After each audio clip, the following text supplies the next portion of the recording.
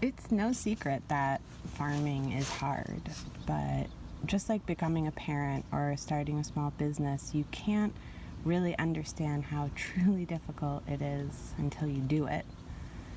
Farming is actually a lot like having children, I imagine, in that you're responsible for living things that are completely dependent on you for their survival, and their need is ongoing, meaning you can't just decide to take a break.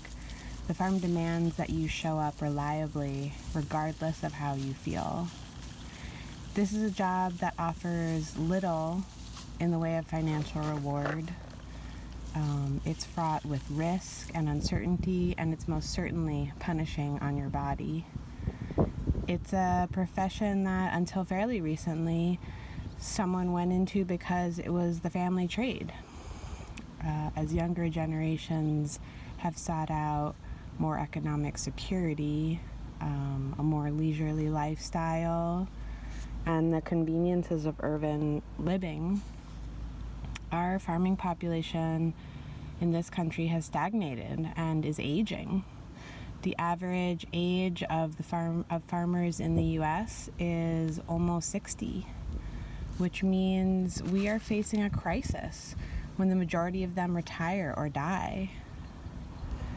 I did not become a farmer to get rich, but as I get older, I do become more and more interested in having more security.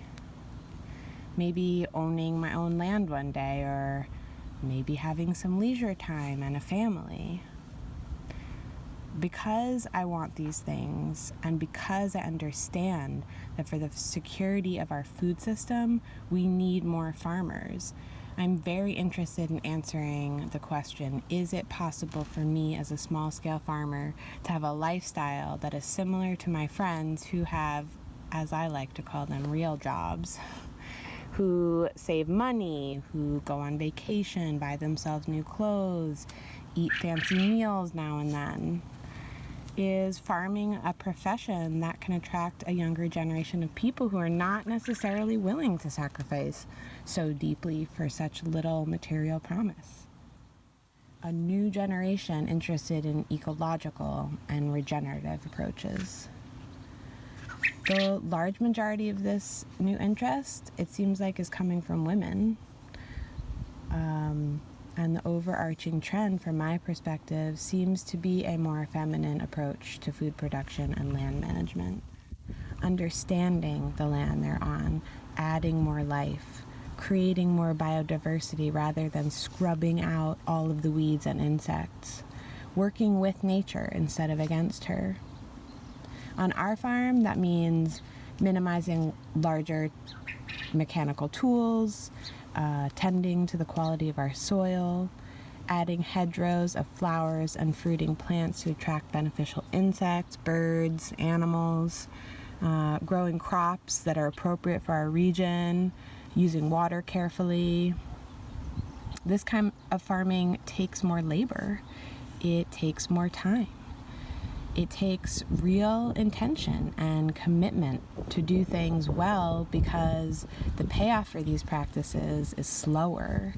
It grows over time. This slower, closer way of relating to the land results in a deep bond that we form with our farm and the ground that it occupies. Farming in this way is a very intimate experience. We are deeply immersed in the fields, working in them every day, observing and tending, deeply caring and seeking to understand what the plants need to thrive. Farming like this is truly a practice of compassion. Small-scale farming as a lifestyle is not for everyone, but hopefully the number of people who want to do this work continues to increase.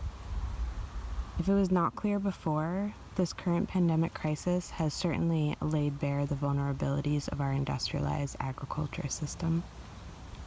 Our reliance on economies of scale and transportation to bring large quantities of food far distances to dense populations of people. When the system was disrupted by the virus, it was the small-scale farmers who fed their communities locally. Here on our farm, we saw a huge increase in demand for our produce, and like other farms, we were hard-pressed to meet such a large need so quickly.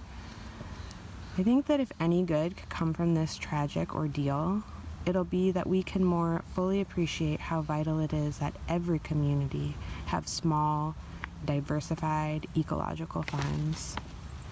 Farmers who have a personal relationship with their customers and the land they tend, because next time it won't be a pandemic that disrupts the day-to-day existence that we've maybe come to take for granted. Between climate change, political unrest, and the accelerating pace of technology, disruption will come again. It is in our best interest to use the time we have now to nurture those activities, those businesses and organizations, those people who offer our communities resilience and stability in the face of an unknown future. For me, farming offers many rewards beyond financial gain. Watching the tomatoes ripen on the vine, cutting a perfect head of lettuce from the dirt, listening to the flocks of songbirds enjoy the flower field going to seed, and feeding people, knowing that the food we grow goes home to people's kitchens. It nourishes them and their children.